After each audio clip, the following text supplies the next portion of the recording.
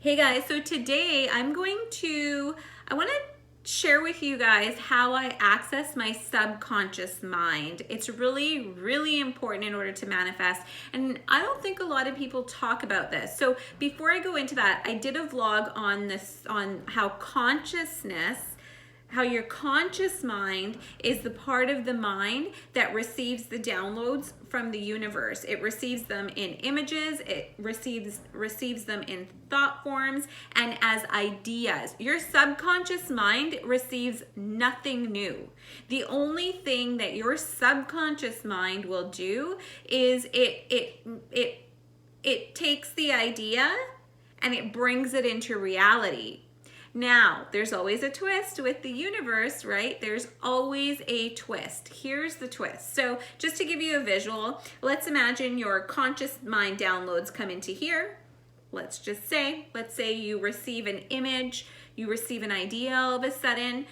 Now, let's say your subconscious mind is here. What is all this in between? What fills this? So what you can visualize, this is the feelings in between. Your subconscious mind, because it can't create anything new, it just works on old patterns, old thoughts, feelings. It really, really works on feelings.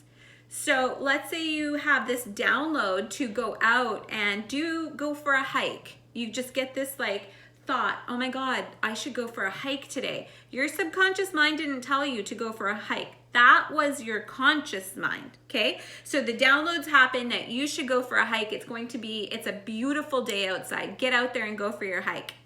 Downloaded. Now, in between is in your brain is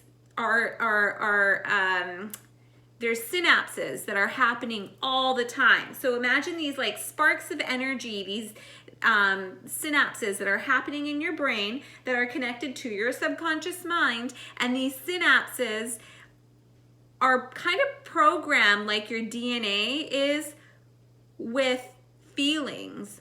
So if your feelings of going on this hike before they get to the subconscious mind are, oh, I have so much to do. I've got this, that, and the other thing to do. So excuses. Your feelings are like, I don't know. Excuse after excuse. Your subconscious mind is going to take that and just be like, too busy. And the reason your subconscious mind is going to make that decision is because usually the feelings are your past behaviors, are your habits. So the subconscious mind does not like anything new. The subconscious mind actually wants you to it protects you by keeping you in the same life, without a lot of change. It likes normalcy. It likes just safe behavior. So you don't go hiking. Now, scenario number 2, you're in a good vibe, you're in a high vibe state, the sun is out, all of a sudden you get this download of go for a hike. Because you're in a high vibrational state, your synapses are sparking and snapping, and normally you would make excuses, let's say, but today you're you know what, I want to get my car, I'm going to do something different. This came to me, I have a 5-second rule that I'm implementing. Within 5 seconds, I'm just going to say, yes, this is my rule, and I've been practicing it for a week. I had this download. The answer is yes. You get your ass out there, you go for a hike. So now you've bypassed, because you're in a high vibe state, your subconscious mind, because you're feeling good, your subconscious mind brings it into reality. Your subconscious mind is like, okay, the feeling around this is good, we're gonna go. You go for your hike, and you meet the girl of your dreams or the guy of your dreams. You meet your husband on that day because you followed that synapse, or you followed that image that was downloaded into the synapse, and then your subconscious mind made it happen because you were in a high vibe, good feeling state. That's how your conscious mind and your subconscious mind work. Okay.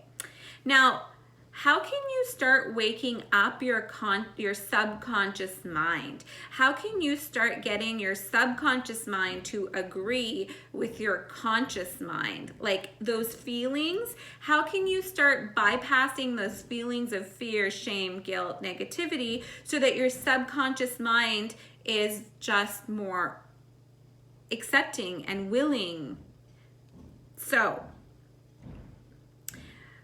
information, obviously this vlog is going to help if you're watching this for sure, because you become, knowledge is power, and you become wiser as you start observing your thoughts. Like, go for a hike, you're gonna interject, you're gonna know, okay, I'm used to being lazy, I'm not doing that, I'm making a change right now, I'm gonna get in my car and I'm gonna go. So that's one, becoming the observer. Okay, secondly is what you can begin to do as some exercises and some tools in order to access your subconscious mind, because your subconscious mind is the one that brings things to reality. It's very important, and your subconscious mind is yin energy, it's female, it's the womb, it's been birthing freaking shit in there since you've been collecting stuff since you were like 3 years old, even younger. All the trauma and everything is birthed in the subconscious mind, and this, you need to release that trauma in the subconscious mind through shadow work, of course, but also you can do this. So here I'm just looking, I'm going to give you some states of consciousness. So beta, if you're in a beta state is your conscious mind. It's when you're awake, you're alert, the left side of the brain is usually working. So here's the thing. If in your conscious state of energy, you're like, let's say you're right-handed. Now I read somewhere, I can't remember, I wrote the author's name down that said this, but I can't see it in my book. If I find it, I will link it. But I read about, like, I read in this one guy, this author, I really like his stuff. But what he said was, he's like, if you're right-handed, you're most likely, the dominant part of your brain is going to be the left side of your brain. If you're left-handed, the dominant side is the right side of your brain. Now, the left side of your brain is the more practical side. You look at things from a very 3D heavy perspective. Okay, the right side of your brain is the creative side, the innovative side, the thinking outside of the box side, the artistic side. It's the feminine side. Is that right? I don't know if that's right. Okay, I don't know what side it is. I can't remember right now. I feel like it's not the feminine side though. I don't know. I don't know. I can't remember. So, who cares? So the right side of your brain is the creative side, okay? Now, in order to access your subconscious mind, what you can start doing to change up energies and make the subconscious mind stronger and the right side of your brain kind of work more, because if you're really focused on just the 3D aspects of the world and what's logical, concentration, focus, and your 5 senses basically, it's more difficult to access the subconscious. So what you can start doing to access the subconscious is you need to go into obviously a meditative state. But here's the thing, when I say meditative state, I'm not saying sitting there and just eyes closed meditation. That's important, but you don't have to do it that way. That definitely will access your subconscious mind. The other thing, and your subconscious mind is accessed once you're at an alpha state of mind, once you're within the frequency of alpha. Okay, so beta is conscious mind, alpha is subconscious, below consciousness. Once you're able to relax that mind through meditation Or what I do now is I feel like I'm in alpha state when I want to be in alpha state. And in yoga, I am definitely. What you can begin to do is you can just begin to visualize. This is why I always say visualization is so important. And you need to put a feeling to the visualizations. If you're starting to feel negative when you're visualizing, that's a sign. That's a sign that there's some sort of trauma in your subconscious mind that is not resolved yet. Take that as a sign and write it in your journal. Please start a journal. Please put the effort into your life, into self-inquiry. All these people want to grow, but no one wants to do the work. Start a journal. It will change your life. I promise you that. I've been through it. So if you feel some resistance, write it in your journal. Thank the resistance and let it go. See it as a color and let it go. That's part one.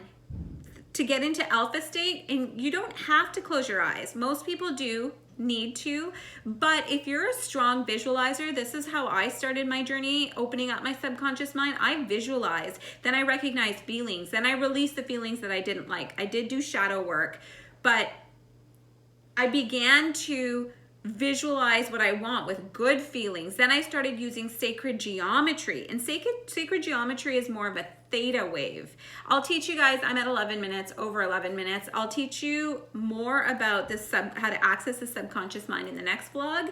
But right now, in order to access it, very important, visualize. Start your journal and visualize, but know what feelings are coming up when you're doing this visualization. Like if you're visualizing your home on the water, do you feel worthy to have it? Do you feel like it's achievable? Be honest with yourself. What are you truly feeling? Are you feeling excited when you do your walk through your house and you build it in your mind? Does it give you excitement, or does it give you fear because you feel like you're just never going to get there? No, that is what self-inquiry is, because then you write it down and you start breaking down that fear and where it's coming from. So these are just a couple of ways to access your subconscious mind. This is part one. I'm going to do part two. Love you guys. Bye.